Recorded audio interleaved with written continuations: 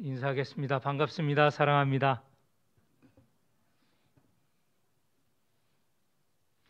오늘 새벽에 나오는데 길이 굉장히 미끄럽더라고요. 어저께 눈이 많이 내렸는데 약간 온도가 좀 높아서 눈이 녹더라고요. 근데 밤을 지나면서 이 녹은 것이 꽝꽝 얼어붙었어요. 아침에 나오는데 미끌미끌하기가 보통 미끄러운 게 아니고 시커먼 게 정말 이 길 걷는 게 무섭더라고요. 그래서 저도 살살살 걸어왔습니다. 오늘 아침에는 새벽 기도에 지난 날보다 한 반 정도도 오지 않으셨던 것 같아요. 잘하셨어요. 이럴 때 한번 쉬셔야죠. 이럴 때 한번 또 조금 좀 쉬어 넘어가는 것이죠. 당부드립니다. 이 지금 오늘 또 내일도 아침에 보니 영하 7도 정도 되더라고요. 내일까지는 추위가 계속됩니다. 어르신들 특별히 다니실 때 조심하셔야 될 것 같아요. 넘어지면 큰일 납니다.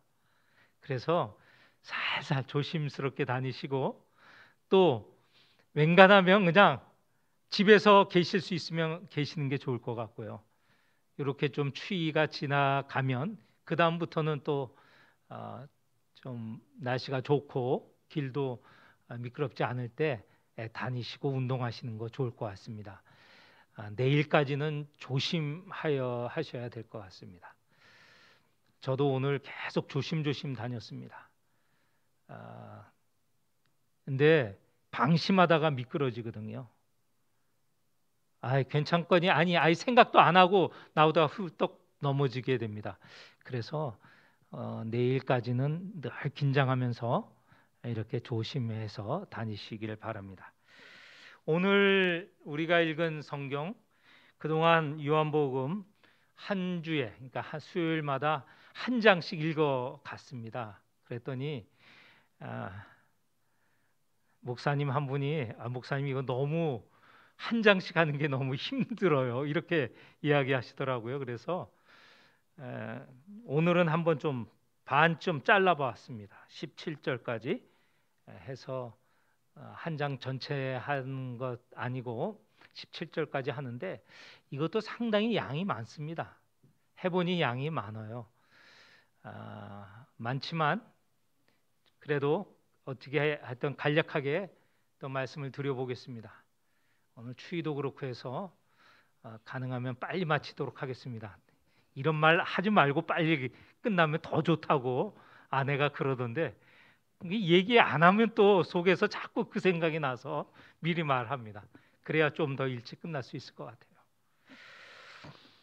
같아요. 제가 1절서부터 17절까지 오늘 한 10번 이상은 읽었습니다. 그리고 잘 이해가 되지 않아요. 물론 뭐 이해가 안 되는 것보다 이렇게 잘 연결이 되지 않더라고요. 17절까지. 그래서 혹시 다른 사람이 읽는 그 소리를 들으면, 말씀을 들으면 좀 더 이해가 되지 않을까. 그래서 이 읽는 성경 있잖아요. 자꾸 여러 차례 들었습니다. 그랬더니 조금 더 이해가 된 것 같아요. 제가 이 말씀을 준비할 때 주석도 읽고 여러 가지 책을 읽지만 수요일에는 가능한 한 주석 보지 않고 제가 성경을 여러 차례 읽습니다. 읽고 그래서 저 나름대로 이 조직을 한다, 구성을 한다고 할까요? 이렇게 흐름을 이어가 보는 것이죠. 그동안 계속 그래 왔습니다. 물론 그렇다고 해서 전혀 다른 책을 참고 안 한다는 것은 아닙니다. 다 참고하고 하지만 가능하면 우리 성도들이 다른 주석을 참고할 수 있지 않잖아요. 그래서 성경을 여러 차례 읽으면서 스스로 읽고 생각하고 묵상하고 하면서 깨달은 그런 과정을 겪는 것처럼 저도 그런 식으로 계속 여러 차례 읽고 그러는 가운데 깨달음이 있으면 그 깨달음을 이어서 말씀을 드리고 있는 것이죠.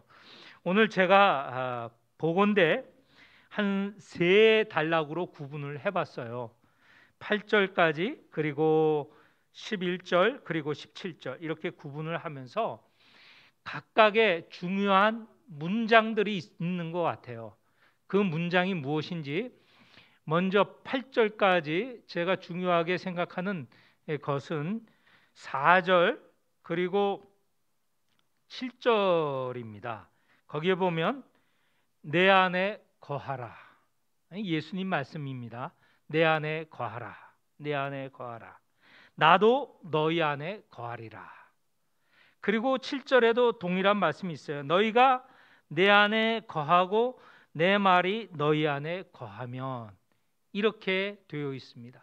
그래서 8절까지는 내 안에 거하라 라는 것이 가장 중요한 문장인 것 같아요. 그래서 예수님께서 이것은 제자들에게 하시는 말씀이거든요. 지금 이 말씀은 내일 금요일 십자가에 못 박히시는 날이면 그 전날 목요일 저녁이죠. 목요일 저녁에 제자들을 불러서 같이 식사하시고 식사하시는 자리에서 많은 말씀을 하시거든요. 그 말씀 가운데 하나입니다. 이것은 제자들에게 주시는 말씀인데 제자들에게 이렇게 당부하시는 것이죠. 내 안에 거하라. 이 내 안에 거하라는 말씀이 중요한 말씀입니다. 이것은 그 자리에 앉아 있는 12제자죠. 12제자 중에 중간에 이제 유다가 빠져나가긴 하지만 이 제자들에게 주시는 말씀이고, 이것은 동시에 오늘 우리에게도 주시는 말씀입니다. 예수님을 따르는 제자인 우리에게도 주시는 말씀이죠. 우리에게도 요청하십니다. 내 안에 거하라. 예수님께서 우리에게 말씀하십니다. 너희들은 내 안에 거하라. 나도 너희 안에 거하리라. 이 상호 거하는 겁니다. 먼저는 제자들 보고 내 안에 거하라. 나도 너희 안에 거할 것이다. 이것이 무슨 의미인지 다시 조금 이따 설명을 드리도록 하겠습니다. 두 번째 문단에서는 내 안에 거하라라는 말씀 대신에 그것을 조금 더 구체화했어요. 뭐냐면 9절에 아버지께서 나를 사랑하신 것 같이 나도 너희를 사랑하였으니 나의 사랑 안에 거하라. 나의 사랑 안에 거하라. 내 안에 거하라고 하셨는데 이제는 그 말 대신에 나의 사랑 안에 거하라. 그렇죠. 우리 모두 예수님의 사랑 안에 거하고 있는 것이죠. 10절에 동일한 말씀을 또 말씀하십니다. 내가 아버지의 계명을 지켜 그의 사랑 안에 거하는 것 같이 너희도 내 계명을 지키면 내 사랑 안에 거하리라. 그러니 첫 번째는 내 안에 거하라라는 말씀, 그것이 조금 더 구체화되어서 내 사랑 안에 거하라라는 말씀으로 이 두 번째 문단을 강조하고 있습니다. 두 번째 문단에서. 그리고 12절에서 17절까지 무엇이 중요할까? 이제 이 말씀은 선생님이신 주님이신 예수님과 제자이기도 하고 그의 종이기도 한 제자들 사이에 주고받는 이야기죠. 예수님께서 가르치시는 말씀이죠.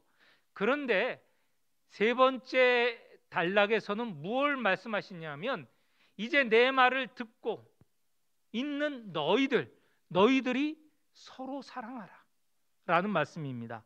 12절에 보면 내 계명은 곧 내가 너희를 사랑한 것 같이 너희도 서로 사랑하라.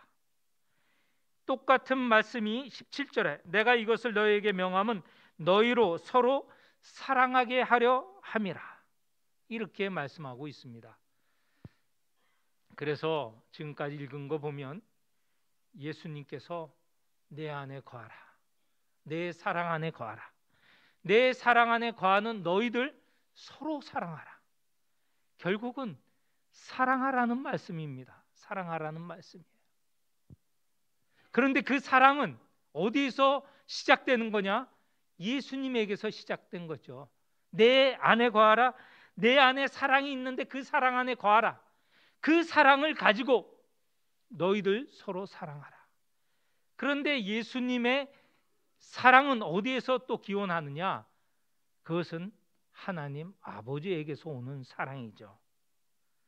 9절, 아버지께서 나를 사랑하신 것 같이 나도 너희를 사랑하였으니 나의 사랑 안에 거하라. 이렇게 되어 있습니다. 자, 먼저 예수님께서 우리에게 말씀하시죠. 내 안에 거하라. 내 안에 거하라는 말은 굉장히 피상적일 수 있습니다.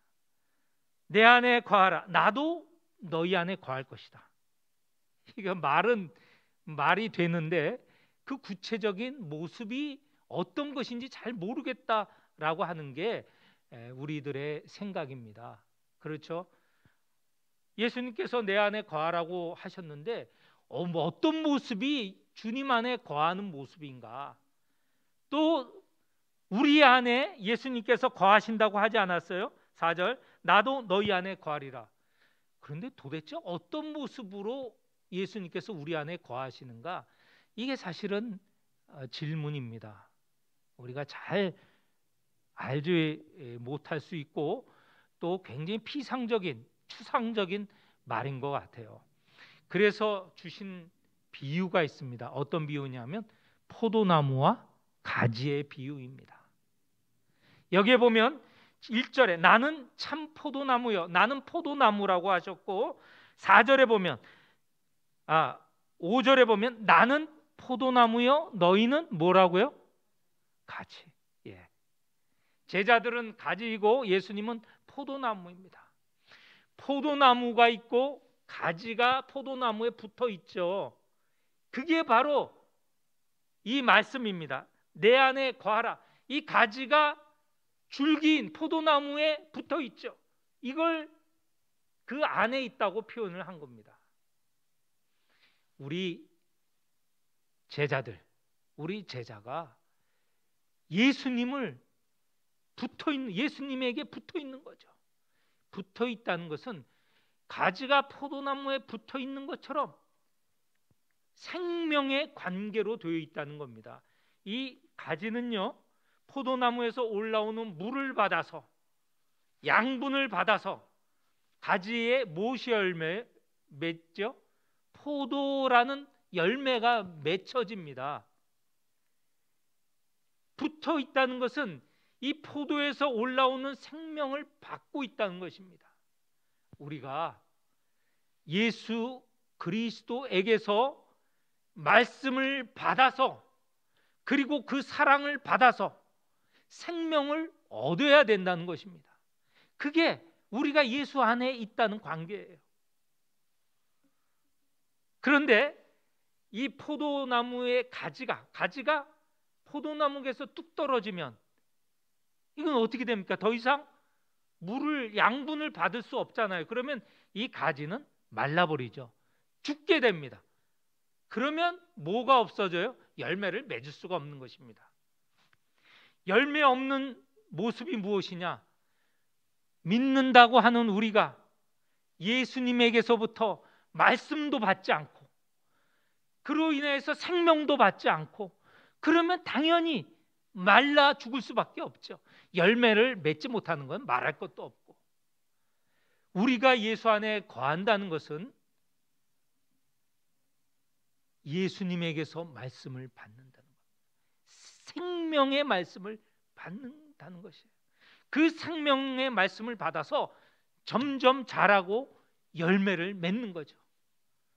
열매는 우리가 여러 가지로 말씀드릴 수 있습니다. 성령의 9가지 열매, 다양한 열매를 말할 수 있죠.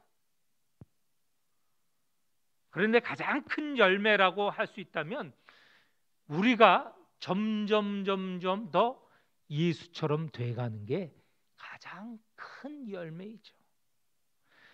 그리스도의 장성한 분량에 이르는 것이 바로 가장 큰 열매이죠.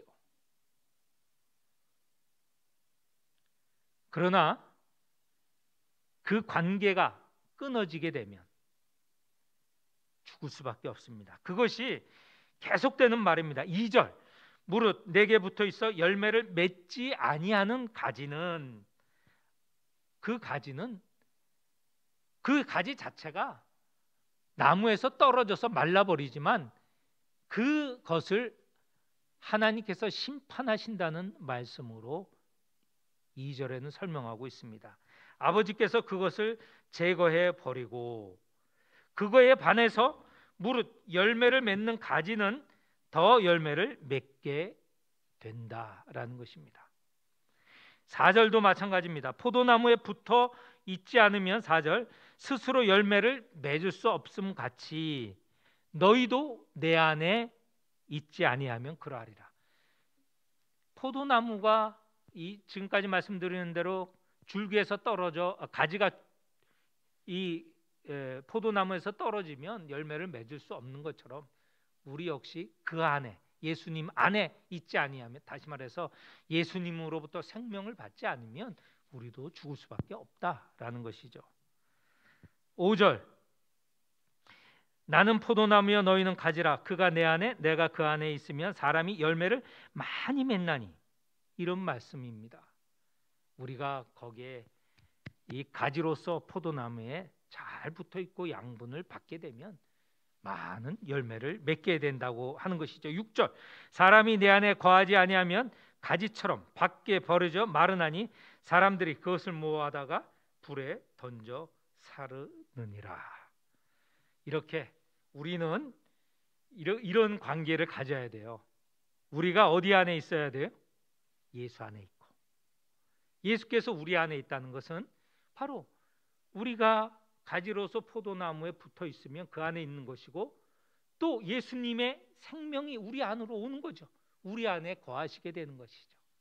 그래서 그런 일치의 관계, 연합의 관계, 그런 관계를 우리가 가질 수 있습니다. 자, 이런 관계가 되면요, 신비스러운 일이 생깁니다. 우리 한번 이 말씀 꼭 외워두었으면 좋겠습니다. 7절 다 같이 한번 읽어보겠습니다. 7절, 너희가 내 안에 거하고 내 말이 너희 안에 거하면 무엇이든지 원하는 대로 구하라. 그리하면 이루리라. 아멘. 바로 이렇게 일치의 관계, 연합의 관계가 되어지면 우리가 원하는 것은 다 이루어진다는 것이죠. 왜 그랬을까요? 이게 지금 이렇게 일체 관계가 있잖아요. 이게 이제 그리스도라고 해요. 예수님이 우리가 이렇게 연결이 되어 있어요. 우리가 예수님 안에 있고 우리 안에 예수님의 생명이 있잖아요. 우리가 구하는 건 내 뜻, 내 의지, 내 욕망이 아니고 우리 안에 있는 누구예요? 예수님의 의지, 예수님의 뜻, 예수님의 생명을 구하게 되는 것이죠. 그러면 당연히 예수님이 구하시는 것 이루어지는 거죠.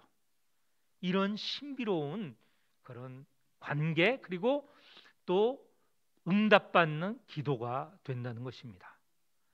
이 말씀을 우리가 잘 기억해야 돼요. 이하의 9절에서 11절까지 말씀은 그겁니다. 너희들이 내 안에 거하라 라는 말, 그 말을 조금 더 구체적으로 얘기하는데, 예수님 안에 거한다는 것은 예수님의 사랑 가운데 거한다는 겁니다. 9절, 아버지께서 나를 사랑하신 것 같이 나도 너희를 사랑하였으니 나의 사랑 안에 거하라. 10절 중반 이후에 보면 너희도 내 계명을 지키면 내 사랑 안에 거하리라. 우리가 예수님의 사랑 안에 거하면, 다시 말해서 예수님 안에 거하고 예수님 안에 있는 그 사랑 안에 거하게 되면 우리에게 있어 기쁨이 충만하게 됩니다.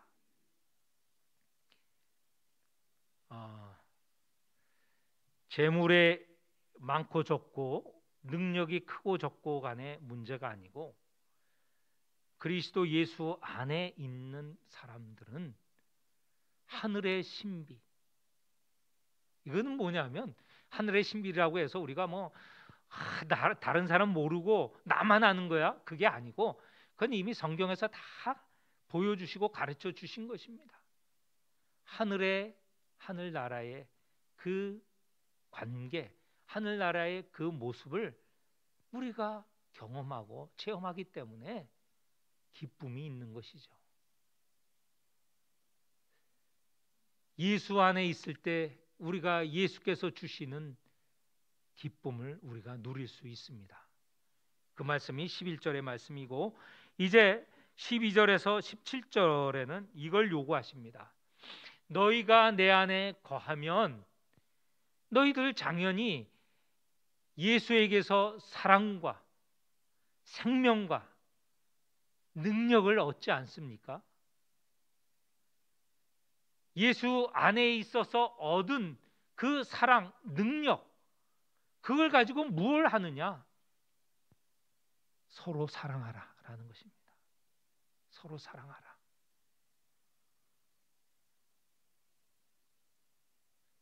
우리가 이 말씀이 여러 차례 반복이 되는 것인데 13장 34절도 한번 펴보겠습니다. 13장 34절. 13장 34절, 35절 우리가 한번 같이 읽겠습니다. 시작. 새 계명을 너희에게 주노니 서로 사랑하라. 내가 너희를 사랑한 것 같이 너희도 서로 사랑하라. 너희가 서로 사랑하면 이로써 모든 사람이 너희가 내 제자인 줄 알리라. 아멘. 예. 하나님이 예수께서 제자들을 사랑하시되 끝까지 사랑하셨다. 제자들은 그 사랑을 경험한 거예요.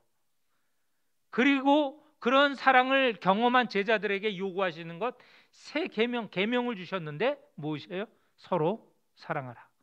뭐처럼? 내가 너희를 사랑한 것처럼 너희도 서로 사랑하라. 여기서 내가 너희를 사랑한 것처럼 너희도 서로 사랑하라 할 때 내가 너희를 사랑한 것처럼 먼저 사랑의 모습을 보여주신 것이죠. 그것은 오늘 우리가 읽은 13절, 4절, 5절에 보면 나와 있습니다. 예수님께서 자기의 목숨을 버리시면서 사랑하셨다는 거예요. 먼저 사랑을 보이신 것이죠. 그렇게 사랑을 보인 것처럼 너희도 그렇게 서로 사랑하라.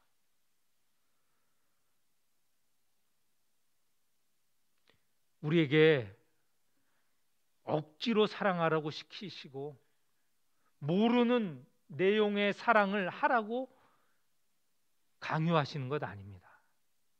우리가 다 알고 경험하고 본 바가 있는 그 사랑을 너희도 서로 간에 사랑하라 라고 말씀을 하시는 것이죠. 그러면서 예수님께서는 너희는 이제 종이 아니라 친구다. 너희들 내 사랑을 경험한 너희는 이제 종이 아니라 나의 친구다. 너희들이 그렇게 사랑하면 내 친구가 된다. 우리를 종의 자리에서 친구의 자리로 격상을 시켜주신 겁니다. 사랑하는 우리, 먼저 사랑을 베푸셨고 그 베푸신 사랑을 가지고 서로 사랑하는 너희들 제자들을 내 친구라 높이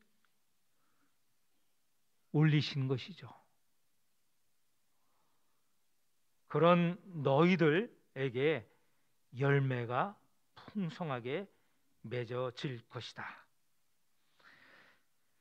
그리고 이 너희가 서로 사랑하라, 너희가 서로 사랑하라 라고 하는 것은 내가 새 계명을 준 것으로 그 새 계명을 지키라 라는 말하고 동일합니다. 계명을 너희에게 주니 너희가 서로 사랑하라. 예수님이 주신 단 한 가지 계명, 사랑하라는 계명 아닙니까? 그러니까 계명과 사랑은 같은 말이에요. 계명을 지키라라는 것은 사랑을 하라라는 것이고, 사랑을 하면 예수님이 주신 단 하나의 계명을 지키는 것입니다. 오늘 10절서부터 17절까지 그것이 서로 혼용하여 사용하고 있습니다. 계명을 지키라라는 말은 사랑을 하라라는 말이고, 사랑을 하라는 것은 나의 말을 지키라라는 것이. 오늘 예수님께서는 우리에게도 요구하십니다. 서로 사랑하라. 이것이 내 유일한 계명이다. 계명은요, 꼭 지켜야 되는 거 아닙니까? 목숨을 걸고 지켜야 되죠. 온 힘과 정성을 다해 지켜야 되는 겁니다. 단 한 가지, 서로 사랑하라 라는 계명을 주셨습니다. 오늘 이 시간 우리에게 주신 계명, 서로 사랑하라. 이 계명은, 이 사랑은 먼저 보여주신 사랑, 그 사랑을 가지고 서로 사랑하라는 말씀입니다. 오늘 사랑을 경험한 자가 사랑할 수 있습니다. 내가 사랑하지 못했다라고 하면, 주님께서 주시는 이 큰 사랑을 내가 맛보지 못했구나, 내가 경험하지 못했구나. 다시 말씀을 통하여서, 기도함을 통하여서 사랑을 더 경험하게 하여 주옵소서. 주님이 당신의 목숨을 내놓기까지 사랑한 그 사랑을 저도 경험하게 하여 주옵소서. 이렇게 간구하여야 하겠습니다. 사랑을 경험한 자가 사랑할 수 있습니다. 용서받은 자가 용서할 수 있습니다. 섬김을 받아본 자가 섬길 수 있습니다. 먼저 사랑을 받은 자로서, 용서를 경험한 자로서, 또 섬김을 받아본 자로서 우리 형제들에게, 자매들에게, 이웃에게 나누는 성도들이 다 되시기를 축원합니다.